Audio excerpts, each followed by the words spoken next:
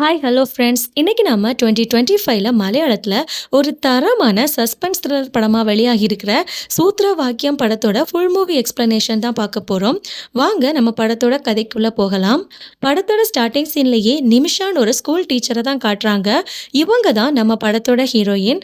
நம்ம ஹீரோயினோட கிளாஸ்ல இருக்க ஸ்கூல் பசங்க பாதி பேர் நம்ம ஹீரோயினோட கிளாஸை கட் அடிச்சுட்டு வேற ஒரு இடத்துக்கு போறாங்க. அவங்க கட் அடிச்சுட்டு ஊரை சுத்துறதுக்கோ மூவி பார்க்கறதுக்கோ இல்லை என்ஜாய் பண்றதுக்கோ போகலைங்க. அவங்க வேற ஒரு இடத்துல மேக்ஸ் டியூஷனுக்காக தான் போயிருக்காங்க. அந்த மேக்ஸ் டியூஷன் எடுக்கிறது வேற யாருமே இல்லை, அந்த ஊர்லயே போலீஸ் ஸ்டேஷன்ல இருக்கிற சேவியருங்கிற ஒரு போலீஸ் ஆஃபீஸர் தான். என்னடா இது போலீஸ் ஸ்டேஷன்லயுமா டியூஷன் எடுக்கிறாங்க அப்படின்னு நீங்க வியர்டா பார்த்தீங்கன்னா அதுதாங்க உண்மை. அந்த ஊர்ல இருக்க அந்த சேவியருங்கிற ஆஃபீஸர் அவரோட ஸ்டேஷனுக்கு மாடியிலேயே இந்த ஸ்கூல் பசங்களுக்கு மேக்ஸ் டியூஷன் எடுத்துக்கிட்டு இருக்காரு. இவர் தான் நம்ம படத்தோட ஹீரோ. இவரோட டியூஷன் கிளாஸ்ல மொத்தம் 15 பசங்க படிக்கிறாங்க. இந்த 15 பசங்களுமே ஒரே கிளாஸை சேர்ந்தவங்க, அது மட்டும் இல்லாம ஒரே ஸ்கூலை சேர்ந்தவங்களும் கூட. இந்த பசங்களுக்கெல்லாம் ஸ்கூல்ல நம்ம ஹீரோயின் எடுக்கிற பாடத்தை விட இங்க ஸ்டேஷன்ல நம்ம ஹீரோ எடுக்கிற பாடம் நல்லா புரியுது போல. அதனால தான் நம்ம ஹீரோயினோட கிளாஸை கட் அடிச்சுட்டு இங்க கிளாஸ்க்காக வந்திருக்காங்க. இப்போ நம்ம ஹீரோயினோட கிளாஸ்ல அவங்க கிளாஸ் எடுக்கும்போது இந்த 15 பசங்களும் அவங்களோட கிளாஸை கட் அடிச்சுட்டு போயிட்டாங்க இல்லையா. இவங்களுக்கு தெரியும் அவங்க எல்லாருமே நம்ம ஹீரோ கிட்ட தான் டியூஷனுக்கு வராங்கன்னு. ஸோ அதனால நம்ம ஹீரோயினும் ஹீரோவை நேரில் மீட் பண்ணி, இதோ பாருங்க நீங்க டியூஷன் எடுக்க வேணாம்லாம் நான் சொல்ல வரல, நீங்க தாராளமா டியூஷன் எடுத்துக்கோங்க, ஆனா என்னோட கிளாஸ் முடிஞ்சதுக்கு அப்புறமா நீங்க எடுங்க. இந்த பசங்க எல்லாம் என்னோட கிளாஸ்ல இருக்காம அங்கிருந்து கட் அடிச்சுட்டு உங்களோட கிளாஸ்க்காக ஓடி வராங்க. அதனால பசங்களை என்னோட கிளாஸ்ல இருக்க விடுங்கன்னு சொல்லி கேட்குறாங்க. அதுக்கு நம்ம ஹீரோவும் நான் பசங்க கிட்ட அதை பத்தி பேசுறேன் அப்படின்னு சொல்றாரு. இப்போ நம்ம ஹீரோவும் அவர் டியூஷன் எடுக்கிற பிள்ளைங்க கிட்ட வந்து, இதோ பாருங்க உங்களோட மேம் கிளாஸ் எடுக்கிறாங்க இல்லையா, அவங்களோட கிளாஸ் முடிஞ்சதுக்கு அப்புறமா நீங்க எல்லாரும் டியூஷனுக்கு வாங்கன்னு சொல்றாரு. நம்ம ஹீரோவும் ஹீரோயினும் கொஞ்சம் லவ் ரிலேஷன்ஷிப்ல வேற இருக்காங்க. அங்க கட் பண்ணா இப்போ நம்ம ஹீரோ வேலை பார்த்துக்கிட்டு இருக்க ஸ்டேஷன்ல இப்போ ஒரு பெரியவர் அந்த ஊர்ல இருக்க ஒரு பெரிய பாலடைஞ்சு போன கிணத்துக்குள்ள நிறைய பேர் கோழி இறைச்சி கடைகள்ல இருந்து வேஸ்ட்டுகள் எல்லாம் கொண்டு வந்து கொட்டுறாங்க. இதை பார்த்துட்டு அந்த ஊரை சேர்ந்தவங்க, எங்க ஊர்ல இருக்க இந்த கிணத்துல நீங்க ஏன் இந்த மாதிரி கழிவுகள் எல்லாம் கொட்டுறீங்கன்னு சொல்லி தட்டி கேட்க போயிருக்காரு. அப்படி கேட்டவரை அவங்க பயங்கரமா அடிச்சுக்கிட்டும் போயிருக்காங்க. ஸோ அதனால எங்கள் ஊரில் சுகாதார சீர்கேடு வர்றதுக்கான வாய்ப்புகள் இருக்குது. இந்த மாதிரி கழிவுகள் எல்லாம் கொட்டுறவங்களை நீங்கள் கண்டுபிடிச்சு நடவடிக்கை எடுக்கணும்னு சொல்லி ஒரு கம்ப்ளைண்ட்டை கொடுக்கறதுக்காக தான் இந்த பெரியவர் வந்திருக்காரு. அவர் இப்போ கம்ப்ளைண்ட்டை கொடுத்ததும் நம்ம ஹீரோவும் அதை பற்றி நான் கண்டிப்பாக விசாரிக்கிறேன் அப்படின்னு சொல்லிட்டு போகிறாரு. நம்ம ஹீரோவோட டியூஷனுக்கு வர அகிலுங்கிற பையனும் ஆரியாங்கிற பொண்ணும் லவ் பண்ணிக்கிட்டு இருக்காங்க. இப்போ இந்த ஆரியாங்கிற பொண்ணும் ஸ்கூல் முடிச்சுட்டு வீட்டுக்கு போயிட்டு வழக்கம் போல குளிச்சுட்டு தலையை துவட்டிக்கிட்டு இருக்கா. அந்த நேரத்தில் அவள் பின்னாடிலேருந்து ஒருத்தன் வந்து அந்த டவல்லையே அவளோட முகத்தை மூடி அவளை போட்டு பயங்கரமாக அடிக்கிறான். இவன் வேற யாருமே இல்லை, இந்த ஆரியாவோட உடன் பிறந்த அண்ணன் தான். இவனோட பேர் விவேக். இவன் எப்பவுமே இந்த ஆரியாவை போட்டு அடிச்சுக்கிட்டே இருப்பான். சின்ன சின்ன விஷயத்துக்கெல்லாம், தேவையில்லாத விஷயத்துக்கெல்லாம் அவளை போட்டு பயங்கரமாக அடிப்பான். அவன் மேலே ஒரு பாசமே கிடையாது. இவன் ஏன் இவனோட சொந்த தங்கச்சி கிட்ட இந்த மாதிரி பிஹேவ் பண்றான்னு சொல்லி பார்த்தீங்கன்னா, இந்த ஆரியாவுக்கும் அவளோட அண்ணனான விவேக்குக்கும் 18 வயசு வித்தியாசம் இருக்கு. இந்த விவேக்கு காலேஜ் படிக்கிறப்ப தான் அவனுக்கு தங்கச்சியா இந்த ஆரியா பிறந்திருக்கா. இதனாலவே அவனை சுத்தி இருக்கிற எல்லா பசங்களும் அவனை கலாய்ச்சிருக்காங்க. இப்படி எல்லாருமே அவனை கலாய்க்கிறதுக்கு ரீசனா இருந்த ஒரே விஷயம், ரொம்ப வருஷத்துக்கு அப்புறமா பிறந்த அந்த ஆரியாங்கிற குட்டி பொண்ணு தான். ஸோ அதனாலவே எல்லாரும் கலாய்க்க அவனுக்கு பயங்கரமா கடுப்பாகி அந்த ஆரியா மேல தங்கச்சிங்கிற பாசமே அவனுக்கு வந்ததில்லை.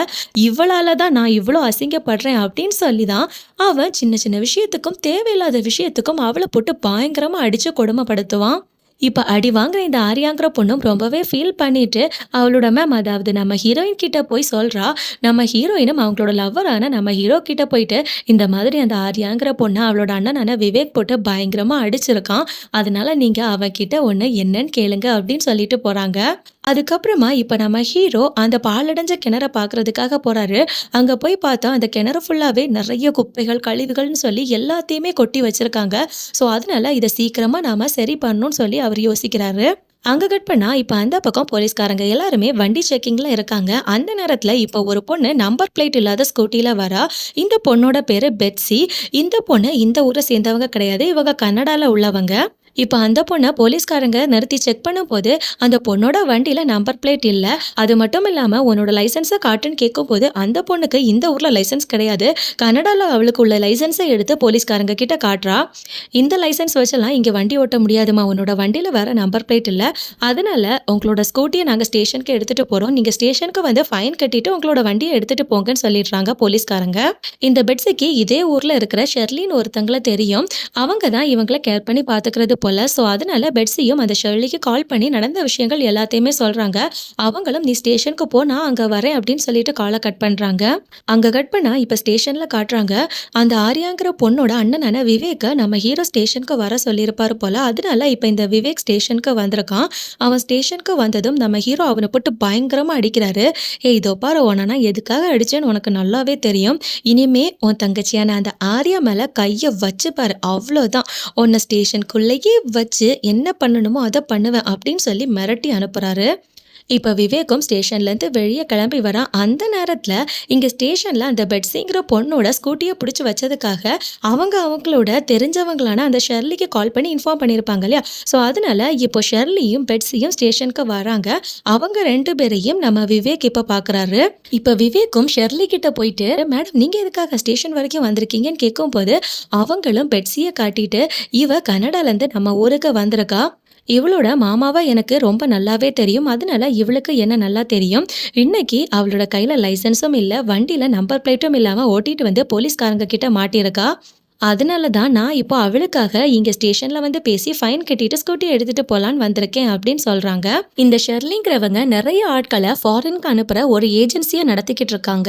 இந்த விவேக்கு வேற ரொம்ப நாட்களா ஃபாரின் போகணும்னு ஒரு எண்ணம் இருந்திருக்கும். அதுக்காக இவங்கள காண்டாக்ட் பண்ணியிருக்கவும் செஞ்சிருக்கலாம். அதனாலதான் அவருக்கு இவங்கள தெரிஞ்சிருக்கு. இப்ப இந்த விவேக்கும் ஸ்டேஷனுக்கு கீழே இருந்துட்டு மேல பாக்குறான். அங்க நம்ம ஹீரோ டியூஷன் நடத்திக்கிட்டு இருக்க பசங்களை எல்லாம் பாக்குறான். அதுல ஆர்யாவும் அந்த அகிலும் க்ளோஸா இருக்கிறத பார்த்து பயங்கரமா கடுப்பாகிறான். இப்போ அடுத்த நாள் ஸ்கூல்ல நம்ம ஹீரோ கிட்ட டியூஷனுக்கு வர அந்த பசங்க எல்லாருமே ஒன்னா திடீர்னு மயக்கம் போட்டு விழுந்துகிட்டே இருக்காங்க. அவங்க எல்லாரையுமே ஹாஸ்பிட்டல்லையும் அட்மிட் பண்றாங்க. இப்போ இவங்க எல்லாரையும் பார்க்கறதுக்காக நம்ம ஹீரோ நேரா வந்து என்னடா ஆச்சுன்னு சொல்லி விசாரிக்கிறாங்க. ஆக்சுவலா இவங்க எல்லாரும் ஒரு நாள் முன்னாடி யாருக்கும் தெரியாம மறைவான ஒரு இடத்துல நின்று தம் அடிச்சிட்டு இருந்திருக்காங்க. அந்த இடத்துல ஒரு பைப் மாதிரி ஒன்று இருந்திருக்கும். அதுல பயங்கரமான ஒரு ஸ்மெல் அடிச்சிருக்கும். அப்ப இவங்களும் நாம தம் அடிக்கும் போது வெளியே வர இந்த புகையில இருக்க ஸ்மெல்லை விட இந்த ஸ்மெல் பயங்கரமா இருக்கு அப்படின்னு பேசியிருக்காங்க. ஆக்சுவலா அந்த ஸ்மெல் எங்கிருந்து வந்திருக்கும்னு பாத்தீங்கன்னா, அந்த ஷெர்லிங்கிறவங்க ஒரு பொட்டிக்கை நடத்திட்டு இருந்திருக்காங்க. அவங்களோட பொட்டிக்ல இருக்கிற பைப்ல இருந்து தான் அந்த ஸ்மெல் வந்திருக்கும். அந்த ஸ்மெல்ல இவங்க இன்டேக் பண்ணதுனால தான் இவங்களுக்கு உடம்புல ஏதோ ஆகி இவங்க எல்லாரும் மயக்கம் போட்டு விழுந்திருக்காங்க. இது எல்லாத்தையுமே பசங்க நம்ம ஹீரோ கிட்ட சொல்லும் போது நம்ம ஹீரோவும் அவங்கள வார்ன் பண்ணிட்டு, இதுக்கப்புறமா இந்த மாதிரி தப்பு பண்ணக்கூடாது அப்படின்னு சொல்லிட்டு அங்கிருந்து கிளம்பி போறாரு. இப்போ அடுத்த நாள் அந்த ஆர்யாவோட பர்த்டே போல. ஸோ அதனால டியூஷன்லயே அவளுக்கு பர்த்டே கேக் எல்லாம் வெட்டி பயங்கரமா பர்த்டே செலிப்ரேட் பண்றாங்க. அதுக்கப்புறமா நைட்டு இந்த ஆர்யாவை அவளோட பாய் ஃப்ரெண்டான அகில் இருக்காம் இல்லையா, நான் உனக்கு ஒரு சர்ப்ரைஸ் வச்சிருக்கேன் வான்னு சொல்லி தனியா ஒரு இடத்துக்கு கூட்டிட்டு போறான். அது அந்த ஊர்லயே இருக்கிற பயங்கர பால் அடைஞ்சு போன ஒரு இடம். அங்க அவன் பயங்கரமான ஒரு சர்ப்ரைஸ் பிளான பண்ணி அங்க நிறைய பர்த்டே டெக்கரேஷன்ஸ் எல்லாம் பண்ணி வச்சிருக்கான். இப்ப அங்க இவங்க 2 பேரும் ஆர்யாவோட பர்த்டேவை கேக் கட் பண்ணி செலிப்ரேட் பண்ணிக்கிட்டு இருக்காங்க. அந்த நேரத்துல திடீர்னு இந்த ஆர்யாவோட அண்ணனான விவேக் அங்க வந்து நிக்கிறான். இதை பார்த்ததும் இவங்க 2 பேருக்கும் பயங்கரமா ஷாக் ஆகுது. ஆக்சுவலா இந்த விவேக் அன்னைக்கு ஸ்டேஷன்ல மாடியில அவங்க 2 பேரும் க்ளோஸா இருக்கிறத பார்த்து கடுப்பாயிருப்பான் இல்லையா. அதுக்கப்புறத்துல இருந்து இவங்க 2 பேரும் எங்க போனாலுமே ஃபாலோ பண்ணி போய்கிட்டு தான் இருந்திருக்கான். அப்படிதான் இவங்க 2 பேரும் இங்க தனியா வரத பார்த்துட்டு இவங்கள ஃபாலோ பண்ணியே இங்க வந்திருக்கான். இப்போ பயங்கர கோவத்துல வந்து அகில போட்டு பயங்கரமா அடிக்கிறான். அவனை அடிச்சதுக்கு அப்புறமா தன்னோட தங்கச்சியான ஆர்யாவையும் பயங்கரமா, என்னது சொந்த தங்கச்சியும் கூட பார்க்காம அந்த அளவுக்கு அடிக்கிறான். இப்படி அவங்க 2 பேரையும் பயங்கரமா அடிச்சு போட்டுட்டு அங்கிருந்து கிளம்பி போறான். இப்ப அடுத்த நாள் காலையில அகிலும் அவனோட ஃப்ரெண்டு கிட்ட நைட் நடந்த விஷயங்கள் எல்லாத்தையுமே சொல்லிட்டு அந்த விவேக்க கண்டிப்பா ஏதாச்சும் பண்ணணும்னு கோவத்துல சொல்றான். அதுக்கு அவனோட ஃப்ரெண்டும், மச்சான் அவனோட பைக்கோட பிரேக் வயரை நாம கட் பண்ணி விட்டுறலாம், இதனால அவனுக்கு ஆக்சிடென்ட் ஆகி அடிபடும்டா அப்படின்னு சொல்றான். அதுக்கு இந்த அகிலும், இல்லடா வேணாம், அதெல்லாம் பெரிய பிரச்சனை ஆகும், ஒருவேளை அவனுக்கு ஆக்சிடென்ட் ஆகி அவன் இறந்து போயிட்டானா தேவையில்லாம நாம போலீஸ் கேஸ்ல எல்லாம் மாட்ட வேண்டியது இருக்கும், அதனால அந்த ஐடியாலாம் வேணாம், என்கிட்டயே ஒரு பக்காவான ஐடியா இருக்கு அப்படின்னு சொல்லிட்டு போறான். இந்த அகில் அன்னைக்கு நைட்டு என்ன பண்றான்னா, அவனோட வீட்ல ஒரு இரும்பு ட்ராப் மாரி ஒண்ணு இருக்கும். அதாவது இவனோட அப்பாக்கு கொஞ்சம் லேண்ட் இருக்கும் போல. அங்க காட்டு பன்றிகள் எல்லாம் வரும்னு சொல்லி, அத புடிக்கிறதுக்காக அவரு இரும்புலயே ஒரு ட்ராப் செட் பண்ணி வச்சிருப்பாரு அவங்களோட வீட்ல. அந்த ட்ராப்ப இந்த அகில் அவனோட வீட்லருந்து 2 அணா எடுத்துட்டு வந்திருக்கான். அத கொண்டு வந்து இந்த விவேக்க ஃபாலோ பண்ணிட்டே போறான். இப்ப இந்த விவேக் எந்த வழியா வருவானோ, அந்த வழியில இவன் 2 ட்ராப்பையும் செட் பண்ணி வச்சிருக்கான். ஒரு ட்ராப்ப ரோட்ல செட் பண்ணியிருக்கான். இன்னொரு ட்ராப்ப ஒரு பாழடைஞ்ச கிணறு இருக்கும் இல்லையா? அந்த ஊர்ல அது பக்கத்துல செட் பண்ணி வச்சிருக்கான். அவன் அந்த ட்ராப் எல்லாம் நீட்டா செட் பண்ணி வச்சுட்டு, அவன் மாட்றத பார்க்கறதுக்காக ஒரு இடத்துல ஒளிஞ்சு நின்னு பார்த்துக்கிட்டு இருக்கான். இப்போ விவேக்கும் வரான். இவன் ஃபர்ஸ்ட் ரோட்ல செட் பண்ண அந்த ட்ராப்லேருந்து விவேக் தப்பிச்சுட்டான். அதுல அவன் மாட்டல. அதுக்கப்புறமா 2வதா இவன் அந்த பாழடைஞ்ச கிணட்டு பக்கத்துல ஒரு ட்ராப்ப செட் பண்ணி வச்சிருக்கான் இல்லையா? அதுல விவேக் மாட்டிடுறான். அவனோட கால் அந்த ட்ராப்ல மாட்டி, அவன் அப்படியே கால் தவறி அந்த பாழடைஞ்ச கிணத்துக்குள்ள விழுந்துடுறான். இத பார்த்ததும் பயந்து போன அகில் அங்கிருந்து வேக வேகமா கிளம்பி அவனோட வீட்டுக்கு வந்துடுறான். ஆக்சுவலா இந்த அகில் விவேக் அந்த கிணத்துக்குள்ள விழுவான்னு சொல்லி எதிர்பார்க்கவே இல்ல. அவனை ட்ராப் பண்ணி பிடிக்கிறது மட்டும்தான் இவனோட பிளானா இருந்திருக்கும். ஆனா அவன் அந்த பாழடைஞ்ச கிணட்டுக்குள்ள விழுந்ததுனால இவன் ரொம்பவே பயந்து போய் வீட்டுக்கு வந்துட்டான். அங்க கட் பண்ணா இப்ப நம்ம ஹீரோயினுக்கு ஆர்யாவை அவங்களோட அண்ணன் பயங்கரமா போட்டு அடிச்சிருக்காங்கிற தகவல் தெரியுது. ஸோ அதனால இப்ப நம்ம ஹீரோயினும் அவங்களோட லவரான நம்ம ஹீரோக்கு கால் பண்ணி அந்த ஆர்யாவையும் அகிலையும் விவேக் போட்டு பயங்கரமா அடிச்சிருக்காங்கிற தகவலை சொல்றாங்க. இத பத்தி விசாரிக்கிறதுக்காக நம்ம ஹீரோ இப்போ அகிலோட வீட்டுக்கு வராங்க. ஆனா அகில் வீட்ல இருந்து வெளியே வரவே இல்லை. அவனோட ரூம்லயே இருக்கான். அவனோட அம்மாவும் நம்ம ஹீரோ கிட்ட இவன் ஒரு 3-4 நாளாவே இப்படிதான் சார் இருக்கான். உடம்புல வேற காய்ச்சல் அடிக்கிற மாதிரி தெரியுது. அவனுக்கு என்ன ஆச்சுன்னு தெரியல அப்படின்னு சொல்றாங்க. சரி ஓகேம்மா, அவனை பத்திரமா பார்த்துக்கோங்க அப்படின்னு சொல்லிட்டு இப்ப நம்ம ஹீரோ அந்த விவேக் கிட்ட விசாரிக்கிறதுக்காக அவனோட வீட்டுக்கு வராங்க. அங்க வந்து பார்த்தா விவேக்க காணோம். போலீஸும் அவன் எங்கன்னு சொல்லி விசாரிக்கும் போது அவனோட அப்பாவும் ஒரு 3-4 நாளா அவன் வீட்டுக்கு வரவே இல்லை சார். அப்பப்ப இவன் இந்த மாதிரி எல்லாம் பண்ணுவான். எங்கேயாச்சும் வெளியூருக்கு போயிட்டு கொஞ்ச நாட்கள் கழிச்சு வருவான். ஸோ அதனால நாங்களும் அவனை தேடலை அப்படின்னு சொல்லிடுறாங்க. சரி ஓகே, நீங்க கால் பண்ணி பார்த்தீங்களான்னு கேட்கும்போது, ஆமா சார் கால் பண்ணோம். ஆனா அவன் வீட்லயே ஃபோன வச்சுட்டு போயிருக்கிறதா அவனோட அப்பா சொல்றாங்க. சரி ஓகே, அவனோட ஃபோன் வீட்ல இருக்கு இல்லையா? அது இப்ப எனக்கு வேணும் அப்படின்னு சொல்லி அவனோட ஃபோன கேட்டு வாங்கிட்டு போறாரு. இந்த ஆர்யாவை பயங்கரமா போட்டு அடிச்சிருக்கான் இல்லையா? அதனால அந்த விவேக் எங்க இருந்தாலுமே அவனை தேடி கண்டுபிடிச்சு அவனை பொல்லன்னு பொழக்கணுங்கிற ஐடியால தான் நம்ம ஹீரோ இப்ப இருக்காரு. அதனால அவரு விவேக்க ஒரு பக்கத்துல தேடிக்கிட்டு இருக்காரு. இப்ப அன்னைக்கு நைட்டு இந்த அகில் அங்க மொத்தமா 2 ட்ராப்பை செட் பண்ணி வச்சிருப்பான் இல்லையா? அதுல அந்த பாழடைஞ்ச கிணத்து பக்கத்துல இருந்த ட்ராப்ல அந்த விவேக்கோட கால் மாட்டி பள்ளத்துக்குள்ள விழுந்திருப்பான். ஆனா இன்னொரு ட்ராப் அந்த ரோட்லயே தான் இருந்திருக்கும். ஸோ இவன் யாருக்கும் தெரியாம அங்க போயிட்டு அந்த ட்ராப்பை வீட்டுக்கு எடுத்துட்டு வந்துடுறான். இப்ப கொஞ்ச நாட்களாவே அவன் அவனோட ரூமை விட்டு வெளியே வர்றதே கிடையாது. ஸ்கூலுக்கு போறது கிடையாது, டியூஷனுக்கு போறது கிடையாது, ஒழுங்கா படிக்கிறது கிடையாது. ஒரு மாதிரி பேய் பிடிச்ச மாதிரியே அவனோட ரூமுக்குள்ளேயே அடைஞ்சு கிடக்குறான்.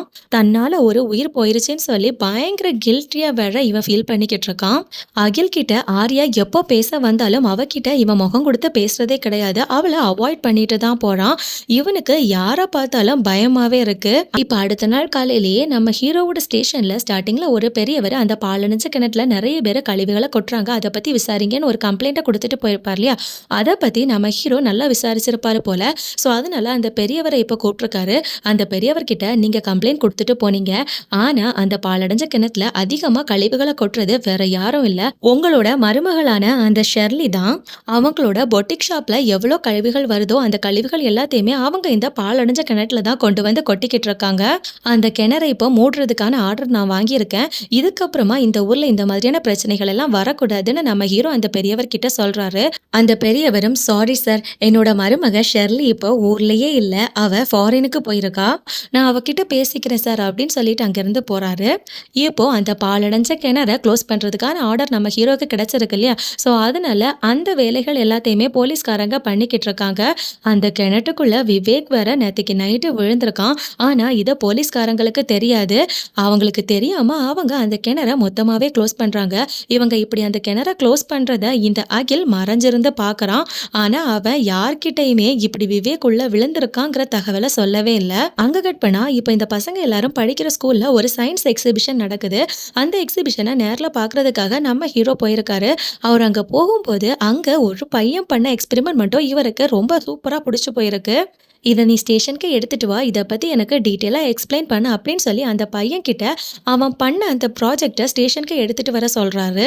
அப்படி அந்த பையன் ஸ்டேஷனுக்கு கொண்டு வந்ததும் நம்ம ஹீரோவும் இதை நீ எப்படி ரெடி பண்ணன்னு சொல்ல முடியுமான்னு கேட்குறாரு.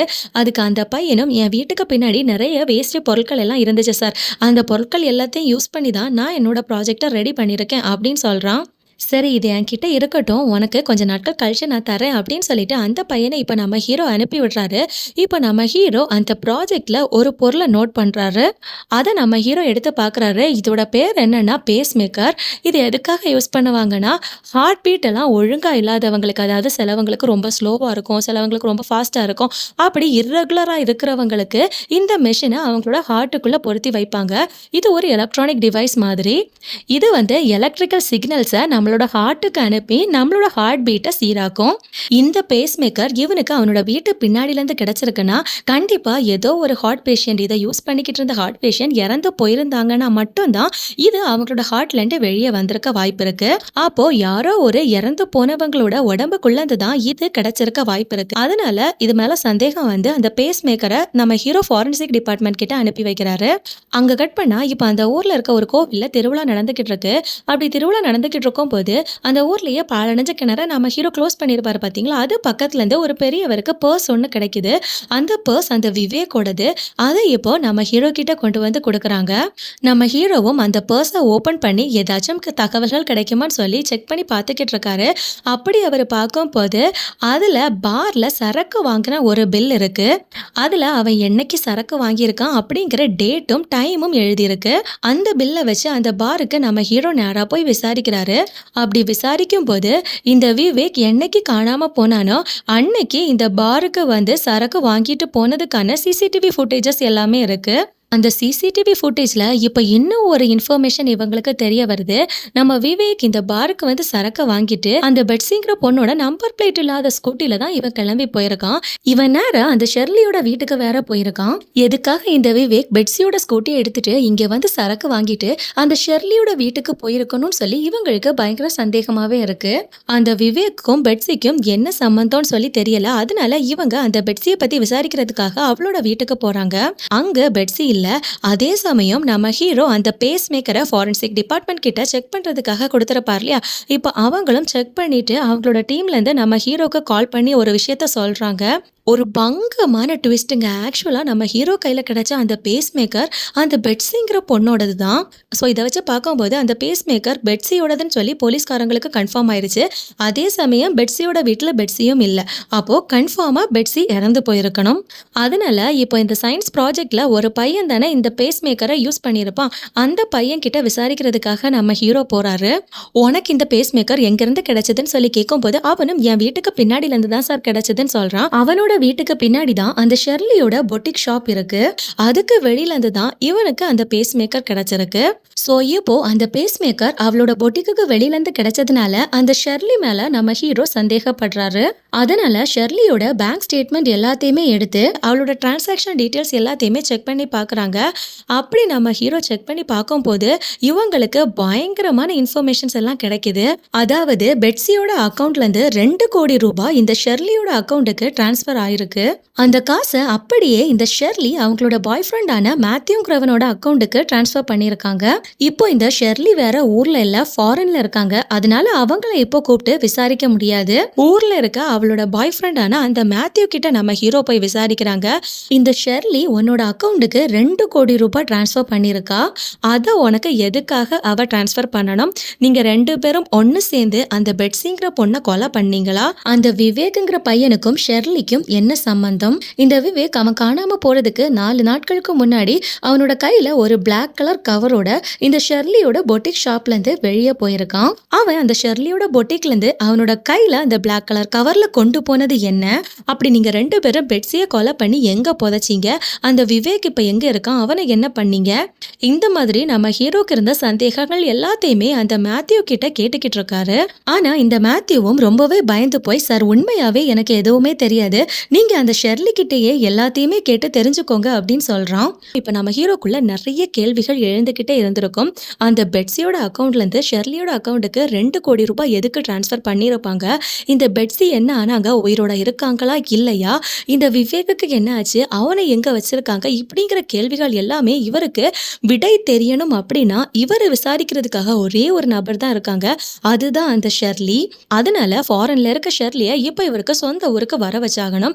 அதுக்காக அந்த ஷெர்லியோட மாமனார் கிட்ட, அதாவது ஸ்டார்ட்டிங்ல அந்த ஊர்ல இருக்க பாழடைஞ்ச கிணறுல குப்பை கொட்டுறாங்கன்னு சொல்லி ஒரு பெரியவர் நம்ம ஹீரோ கிட்ட கொண்டு வந்து கேஸ குடுத்திருப்பார் இல்லையா? அவர்கிட்ட போயிட்டு, இங்க ஊர்ல நடக்கிற எல்லா பிரச்சனைக்கும் உங்களோட மருமக ஷெர்லி தான் காரணம். அது மட்டும் இல்லாம ஒரு கொலை கேஸ்ல அவங்க மேல எங்களுக்கு சந்தேகம் வந்திருக்கு. அதனால உங்க மருமகள ஃபாரின்ல இருந்து நீங்க சொந்த ஊருக்கு வர வைங்க அப்படின்னு நம்ம ஹீரோ சொல்லிட்டு போறாரு. ஸோ அதனால இப்போ இந்த வயசானவரும் அவங்களோட மருமகளான ஷெர்லிக்கு கால் பண்ணி உடனடியா நீ ஊருக்கு வா அப்படின்னு சொல்லி இன்ஃபார்ம் பண்றாங்க. அவரோட பேச்ச கேட்டு இந்த ஷெர்லியும் சொந்த ஊருக்கு வந்திருக்காங்க. அவங்க ஊருக்கு வந்ததுமே நம்ம ஹீரோ அவங்கள ஸ்டேஷனுக்கு கூட்டிட்டு போய் விசாரிக்கிறாரு. இப்பதான் பல ஷாக்கிங்கான இன்ஃபர்மேஷன்ஸ் நமக்கு தெரிய வருது. அதாவது இந்த விவேக் காணாம போன அன்னையிலேருந்து 7 நாட்களுக்கு முன்னாடி ஒரு நைட் என்ன நடந்துச்சுன்னு சொல்லி காட்டுறாங்க. இந்த பெட்ஸிங்கிற பொண்ணு அந்த ஷெர்லியோட பொட்டிக் ஷாப்க்கு போயிட்டு, என்ன நீங்க கேர் பண்ணி பாத்துக்கிறேங்கிற பேர்ல என்னோட அக்கௌண்ட்ல இருந்த மொத்த காசையுமே நீங்க எடுத்துட்டீங்க. என்னோட அப்பா உங்க மேல அவ்வளோ நம்பிக்கை வச்சிருக்காரு. ஆனா நீங்க என்ன ஏமாத்திட்டு என்னோட அக்கௌண்ட்ல இருக்க காசை எல்லாம் எடுத்துக்கிட்டு இருக்கீங்க. என்னோட அக்கௌண்ட்ல இருந்த காசு எல்லாத்தையுமே நீங்க எப்ப திரும்ப தருவீங்க அப்படின்னு சொல்லி இந்த பொண்ணு ஷெர்லி கிட்ட பயங்கரமா சண்டை போட்டு கேட்டுக்கிட்டு இருக்கா. ஆனா இந்த ஷெர்லி அவளுக்கு கரெக்டான ஆன்சர் கொடுக்கல. இதனால கடுப்பான பெட்ஸியும் இந்த ஷெர்லி அடிக்கிறதுக்காக வந்திருக்காங்க. அந்த நேரத்துல கரெக்டா நம்ம விவேக்கும் அவனுக்கு ஃபாரின் போகணும்னு ஆசை இருந்திருக்கும் இல்லையா? ஸோ இந்த ஷெர்லி வேற ஃபாரின்க்கு ஆட்களை அனுப்புற ஏஜென்சியும் வச்சிருப்பாங்க. அதனால இந்த ஷெர்லியை மீட் பண்ணி பேசலாமேன்னு சொல்லி விவேக் ஷெர்லியோட பொட்டிக்கு வந்திருப்பாரு. அங்க இவன் வந்ததும் இந்த பெட்ஸி ஷெர்லியை அடிச்சிட்டு இருக்கிறத பார்த்துட்டு பயங்கர வேகத்துல இவன் அந்த பெட்ஸியை அடிச்சிருக்கான். ஆல்ரெடி ஹார்ட் பேஷண்டா இருக்கிற இந்த பெட்ஸி அவங்களோட ஹார்ட்டுக்குள்ள இருக்கிற அந்த பேஸ் மேக்கர் ஒர்க் ஆகாம அவங்களோட மூச்சு நின்று போய் அந்த இடத்துலயே இறந்து போறாங்க. இந்த பெட்ஸி இறந்து போனதும் விவேக்கு பயங்கரமா பயப்படுறான். அவனுக்கு என்ன பண்றதுன்னே தெரியல. அந்த நேரத்துல இந்த ஷெர்லியும், இங்க நீ இருந்தனா கண்டிப்பா நீ போலீஸ்காரங்க கிட்ட மாட்டுவ. அதனால இப்ப நீ கிளம்பு. நான் சொல்லும் போது நீ வந்தா போதும் அப்படின்னு சொல்லிட்டு அவங்க விவேக்க அனுப்பி வச்சுட்டு இந்த பெட்ஸியோட பாடிய டிஸ்போஸ் பண்றதுக்காக அவங்களோட பொட்டிக் ஷாப்ல வச்சே ஏதாச்சும் பண்ணலாம்னு சொல்லி பிளான போடுறாங்க. அதுக்கப்புறமா இப்ப பெட்ஸியோட பாடியை என்ன பண்ணிருக்காங்கன்னா, இவங்களோட பொட்டிக்ல நெயில் பாலிஷ் தயாரிக்கிறதுக்காக ஒரு விதமான ஒரு கெமிக்கலை வச்சிருக்காங்க. அந்த கெமிக்கலை இவங்க எடுத்துட்டு வந்து பாத் டப்ல ஊத்திட்டு அதுல பெட்ஸியோட பாடியை அந்த பாத் டப்புக்குள்ள போடுறாங்க. அதுக்கப்புறமா அவங்க தீயால கொளுத்தி விடுறாங்க. அப்படி அவங்க கொளுத்துனதுக்கு அப்புறமா தான் அந்த பாடியோட கொஞ்சம் மிச்ச மீதி கழிவுகள் எல்லாமே வந்திருக்கும். அது எல்லாத்தையுமே கருப்பு கலர் கவர்ல 7 கவரா பிரிச்சு பேக் பண்ணியிருப்பாங்க. இவங்க இப்படி எரிக்கும் போது வந்த ஸ்மெல் தான் அந்த ஸ்கூல் பசங்க சைட்ல நின்று தம் அடிச்சிட்டு இருக்கும் போது இவங்களோட பொட்டிக்ல இருந்து வந்த ஸ்மெல்லா இருந்திருக்கும். அதுக்கப்புறமா 7 நாள் நைட்டும் யாருக்கும் தெரியாம அந்த விவேக்க வர வச்சு, இந்த பிளாக் கலர் கவரை நீ எங்க கொண்டு போய் டிஸ்போஸ் பண்ணுவேன்லாம் எனக்கு தெரியாது. ஆனா யாருக்கும் தெரியாம இதை நீ அழிச்சிட்டு வந்துரு அப்படின்னு சொல்லி ஒவ்வொரு நாளும் இந்த விவேக் கிட்ட ஒவ்வொரு கவரை இவங்க கொடுத்து அனுப்பியிருக்காங்க. இந்த விவேக்கும் அந்த ஒவ்வொரு கவரையும் அழிக்கிறதுக்காக அவன் அந்த ஊர்லயே இருக்கிற அந்த பாழடைஞ்ச கிணற்றுல தான் ஒவ்வொரு நாளும் கொண்டு போய் போட்டிருக்கான். அப்படி அவன் 6 நாள் அந்த கவரை பாழடைஞ்ச கிணற்றுல கொண்டு போய் போட்டிருப்பான். கடைசியா 7வது நாள் அந்த கவரை அவன் கிணற்றுல போடுறதுக்காக போகும்போதுதான் அங்க அகில் வச்சிருந்த ட்ராப்ல இந்த விவேக்கோட கால் மாட்டி அவன் அப்படியே கால் தவறி பாழடைஞ்ச கிணற்றுக்குள்ள விழுந்திருக்கான். இது எல்லாத்தையுமே இந்த ஷெர்லி இப்ப நம்ம ஹீரோ கிட்ட சொல்றாங்க. உடனே இப்ப நம்ம ஹீரோவும் அந்த பாழடைஞ்ச கிணற ஓபன் பண்ணி உள்ள என்னென்ன இருக்குன்னு சொல்லி செக் பண்ணி பாக்குறாங்க.